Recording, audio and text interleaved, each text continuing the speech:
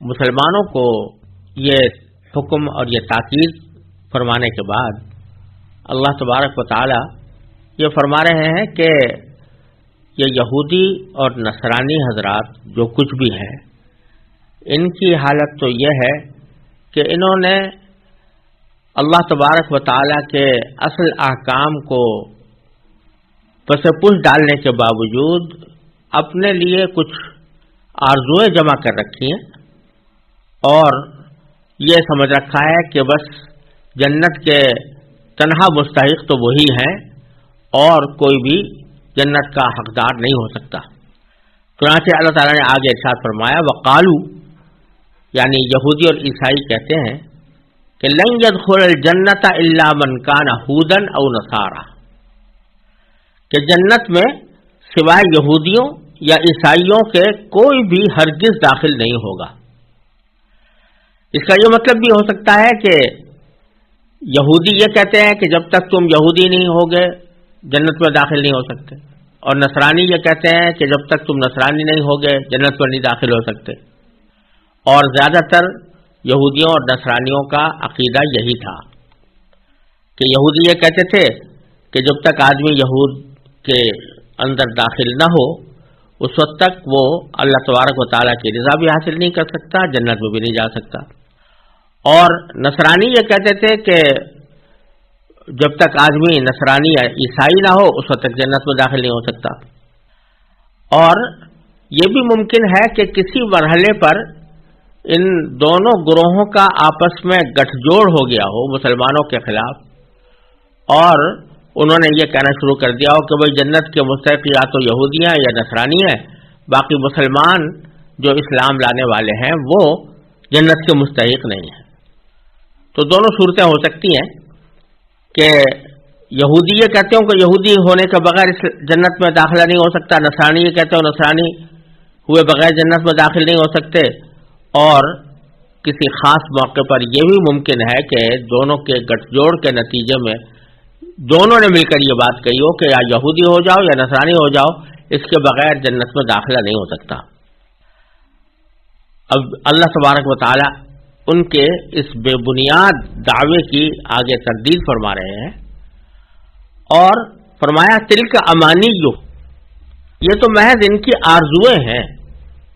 اپنے دلوں میں آرزوئیں پکا رکھی ہیں کہ بس جنت کے تنہا حقدار ہم ہیں۔ قل، نبی کریم صلی اللہ علیہ وسلم سے خطاب کر کے فرمایا جا رہا ہے کہ آپ کہیے کہ ہاتو برہانکم، لے آؤ اپنی کوئی دلیل، ان کنتم صادقین، اگر تم اپنے اس دعوے میں سچے ہو۔ یعنی یہ جو تم نے کہا ہے کہ جنت میں سوائے یہودی اور نصرانی کے کوئی اور داخل نہیں ہو سکتا، اس کی کوئی دلیل تمہارے پاس ہونی چاہیے، کوئی عقلی دلیل، کوئی نقلی دلیل، کوئی اللہ تبارک و تعالیٰ کا حکم ایسا آیا ہو کہ جس نے یہ بات واضح کی ہو کہ ان دو گروہوں میں سے کے علاوہ کوئی اور داخل نہیں ہوگا، کوئی ایسی دلیل لے کر آؤ۔ ظاہر ہے کہ ایسی کوئی دلیل ان کے پاس نہیں تھی۔ اللہ تبارک و تعالیٰ فرما رہے ہیں کہ در حقیقت ان کو جو گھمنڈ ہے وہ اپنے نسلی غرور کے اوپر ہے۔ یہودیوں کے بارے میں تو یہ بات واضح ہے کہ وہ ایک نسلی مذہب ہے، یعنی ان کا کہنا یہ ہے کہ بنی اسرائیل جو ہیں حضرت یعقوب علیہ السلام کی اولاد،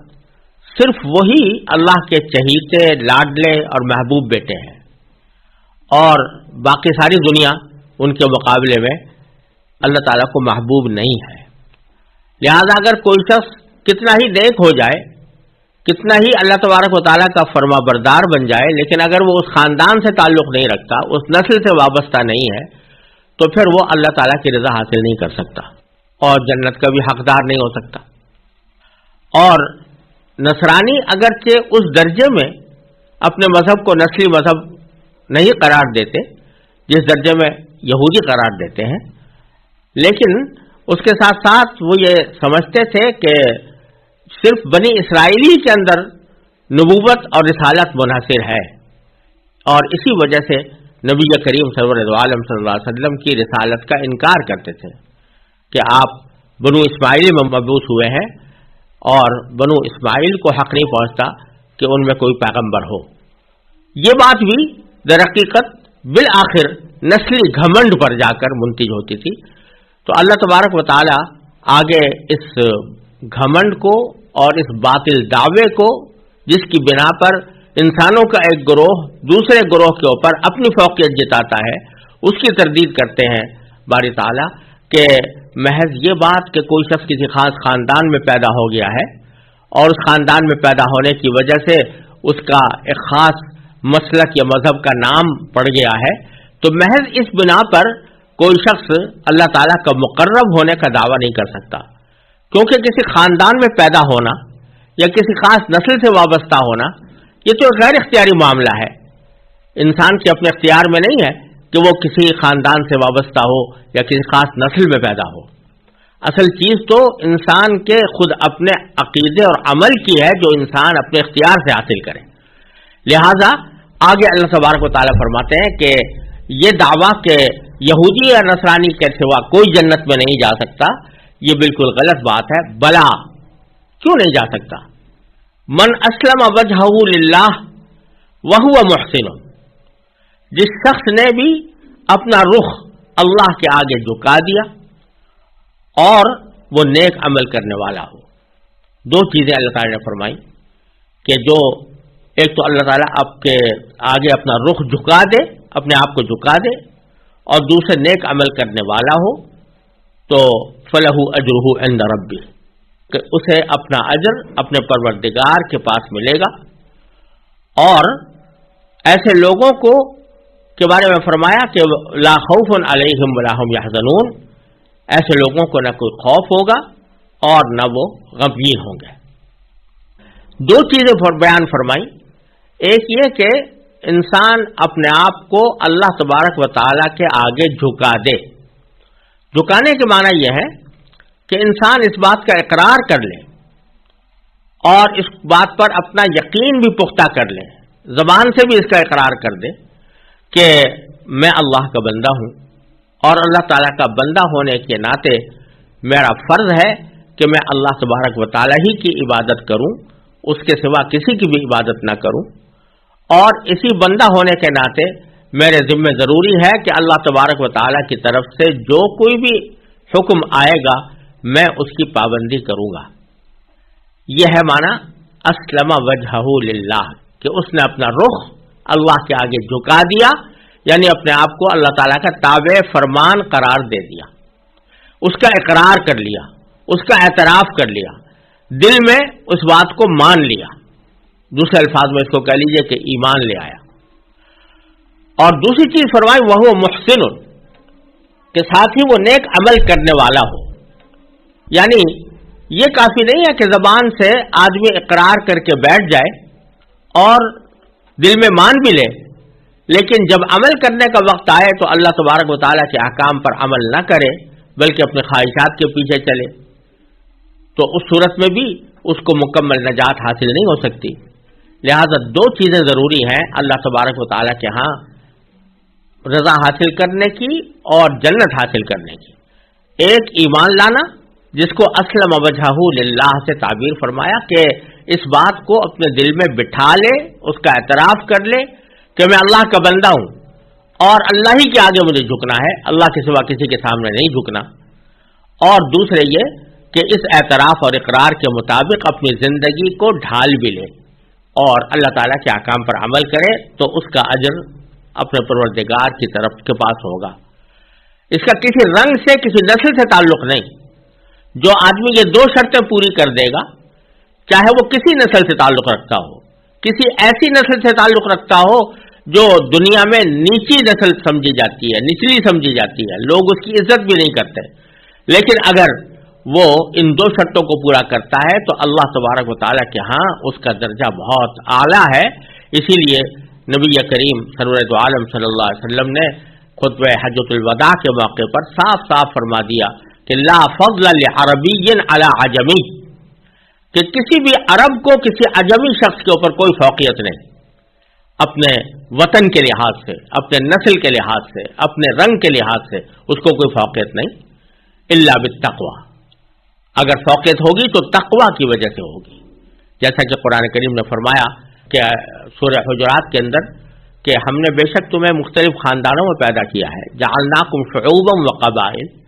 لیکن یہ خاندان اور یہ قبیلے یہ صرف اس لیے ہے لتعارفوا، تاکہ تم ایک دوسرے کو پہچان سکو، تمہیں پتہ چل سکے کہ کون کس خاندان کا آدمی ہے۔ لیکن جہاں تک فضیلت کا تعلق ہے، فضیلت کا اس قبیلے سے کوئی تعلق نہیں، رنگ اور نسل سے کوئی تعلق نہیں، تعلق کس بات سے ہے؟ ان اکرمکم عند اللہ اتقاکم، اللہ کے نزدیک تم میں سب سے زیادہ فضیلت والا، سب سے زیادہ عزت والا وہ ہے جو تم میں سب سے زیادہ متقی ہو۔ لہذا یہ سمجھنا کہ بنی اسرائیل میں سے اگر ہے تو بے شک وہ اللہ تعالیٰ کا مقرب ہے، اور بنی اسرائیل کے خاندان سے اگر ہٹ گیا تو وہ اللہ تعالیٰ کا مبغوض ہے، یہ بالکل غلط بات ہے۔ اس لیے فرمایا کہ جو لوگ یہ دو شرطیں پوری کر دیں گے تو ان کا اجر ان کے پروردگار کے پاس ہوگا۔ اور پھر ایک ایسا جملہ ارشاد فرمایا کہ اس سے جنت کی نعمتوں اور لذتوں کا ایک تصور اگر انسان قائم کرے تو یہ تنہا یہ لذت اور یہ نعمت بھی انسان کے لیے بہت عظیم نعمت ہے۔ کیا کہ لا خوف علیہم، نہ ان کے اوپر کوئی خوف ہوگا، ولا ہم یحزنون، اور نہ وہ غمگین ہوں گے۔ خوف ہوتا ہے آئندہ کے کسی واقعے کا، اندیشہ ہوتا ہے کہ مجھے کوئی چوری نہ کر لے، کوئی مجھے لوٹ نہ لے، کوئی دشمن میرے اوپر حملہ آور نہ ہو جائے، کوئی میری عزت نہ خراب کر دے۔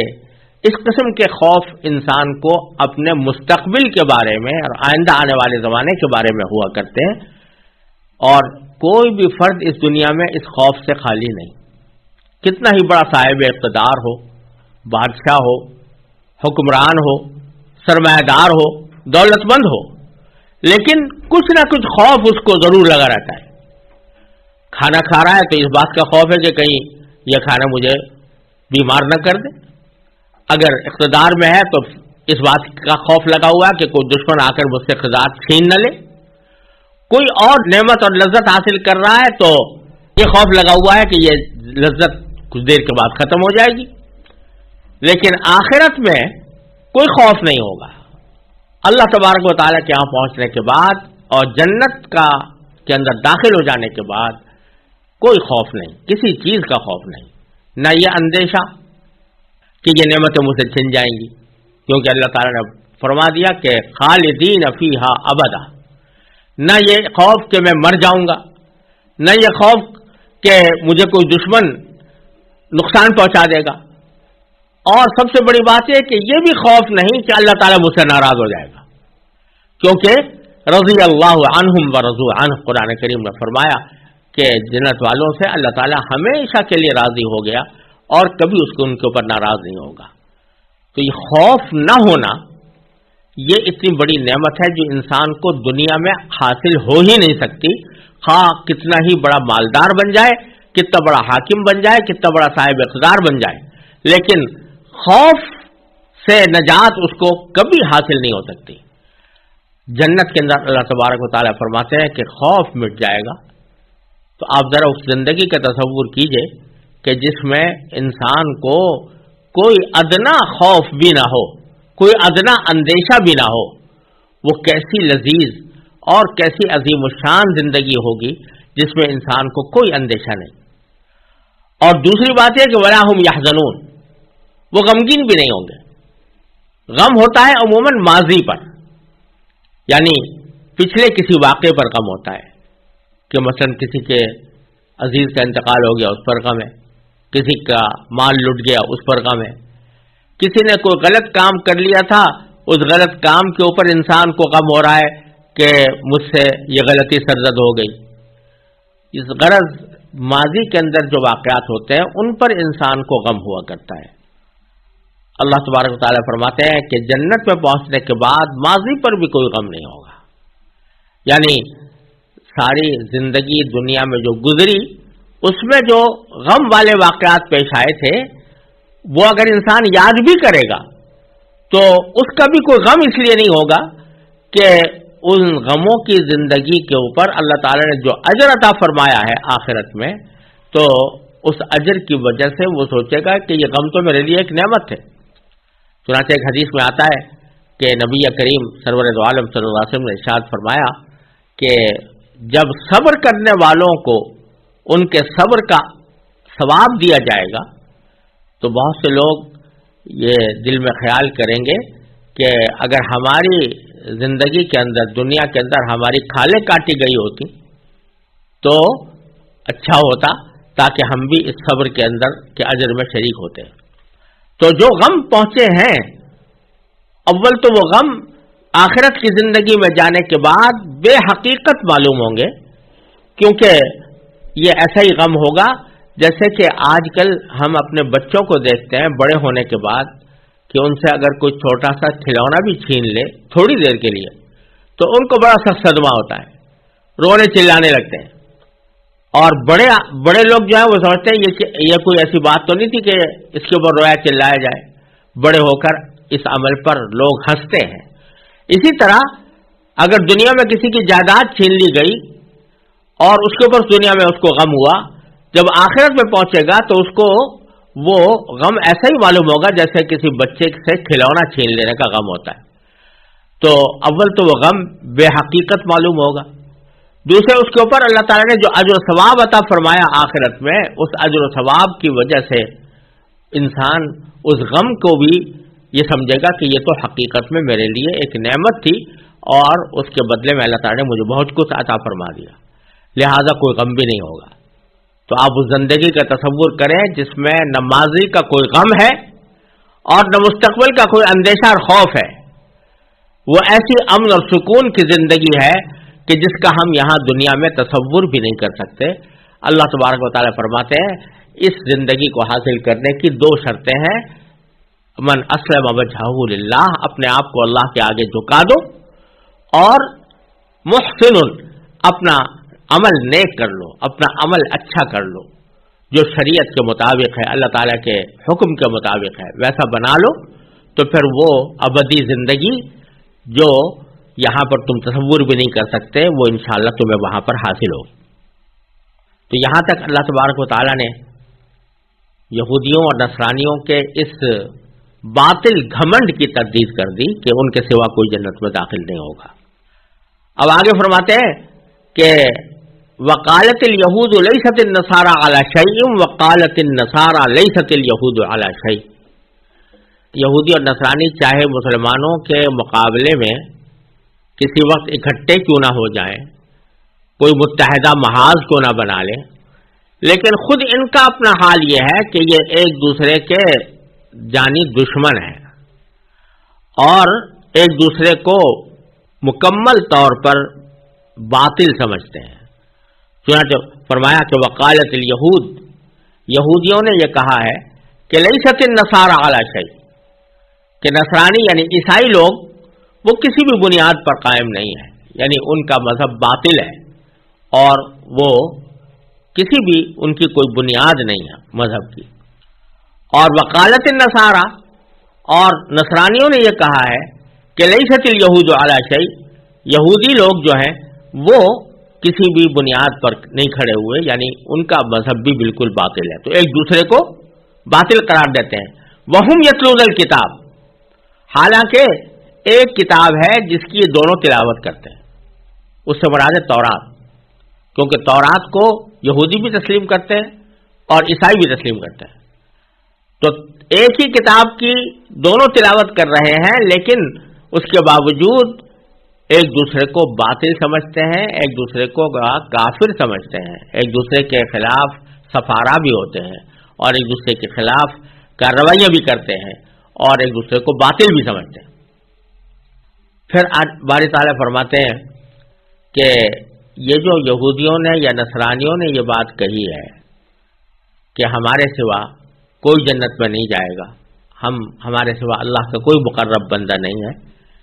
یہ صرف انہی کے ساتھ خاص نہیں ہے، بلکہ جو مشرکین ہیں بت پرست، عرب کے بت پرست جن میں نبی کریم صلی اللہ علیہ وسلم کو مبعوث فرمایا گیا، ان کا بھی حال یہ ہے کہ ان سے پوچھو کہ بھئی کون حق پر ہے، تو وہ صرف اپنے آپ کو حق پر کہیں گے اور یہودیوں اور نصرانیوں کو دونوں کو باطل کہیں گے، اور چونکہ اپنے آپ کو حق پر قرار دیں گے تو کہیں گے بھئی اللہ تعالیٰ کے محبوب تو بس ہم ہیں.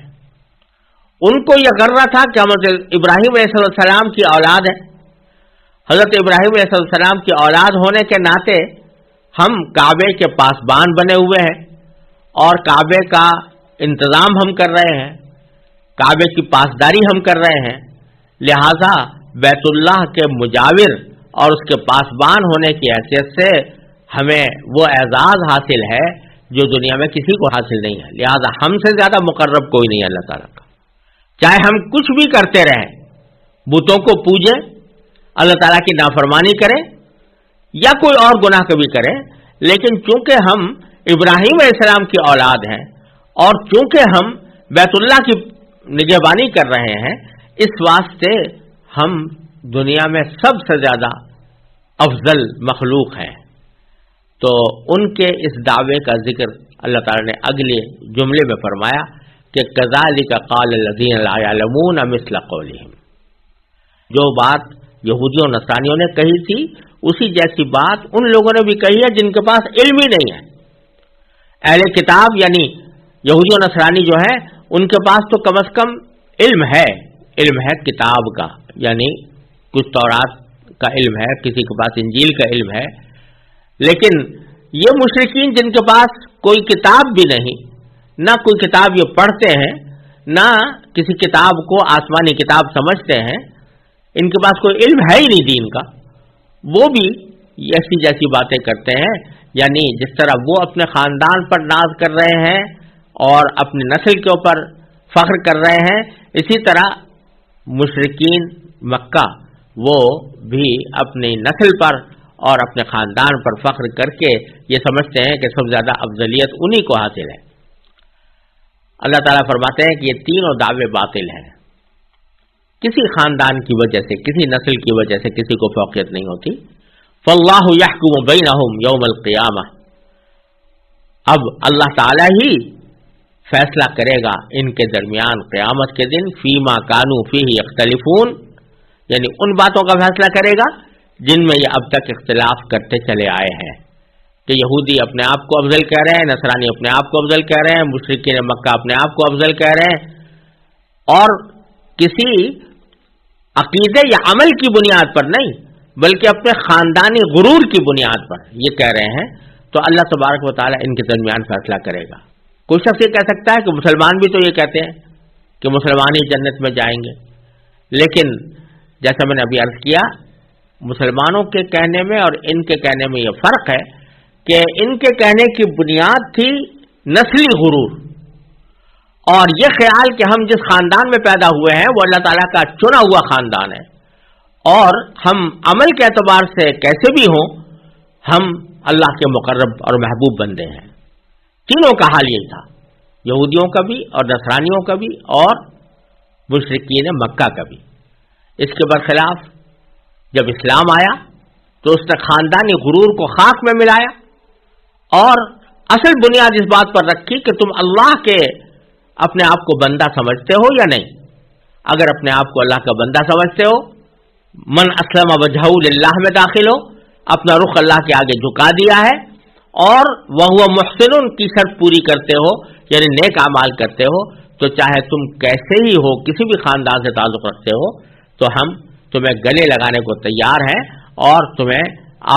افضل ترین مرتبہ دینے کو تیار ہیں. چنانچہ آپ دیکھیے کہ نبی کریم سرور عالم صلی اللہ علیہ وسلم نے اپنے خاندان کے جو لوگ تھے, قریش کے لوگ, ان سے تو لڑائی بول لی اور ان کی ناراضیاں برداشت کی, لیکن حبشہ کے ایک غلام حضرت بلال رضی اللہ تعالیٰ عنہ جو ایک طرف حبشہ کے رہنے والے اور افریقی نسل سے تعلق رکھنے والے, جو اہل عرب کے نزدیک کوئی معزز قوم نہیں سمجھی جاتی تھی, اس سے تعلق رکھتے تھے. پھر آزاد بھی نہیں تھے, غلام تھے, لیکن اللہ تبارک و تعالیٰ نے ان کا مرتبہ اتنا اعلیٰ پہنچایا حضرت بلال رضی اللہ تعالیٰ عنہ کا کہ بڑے بڑے صحابہ کرام ان کے اوپر رش کرتے تھے. تو بتلانے کا منظور ہے کہ رنگ اور نسل کی بنیاد پر کوئی فضیلت حاصل نہیں ہوتی. اصل بات یہ ہے کہ اللہ کی توحید پر ایمان رکھا جائے اور اللہ تعالیٰ کے اوپر ایمان رکھنے کے بعد اللہ تعالیٰ کے احکام کے مطابق اپنی زندگی گزاری جائے. یہ شرطیں پوری ہو جائیں تو پھر تمہارے لیے جنت ہی جنت ہے، خوشحالی ہی خوشحالی ہے۔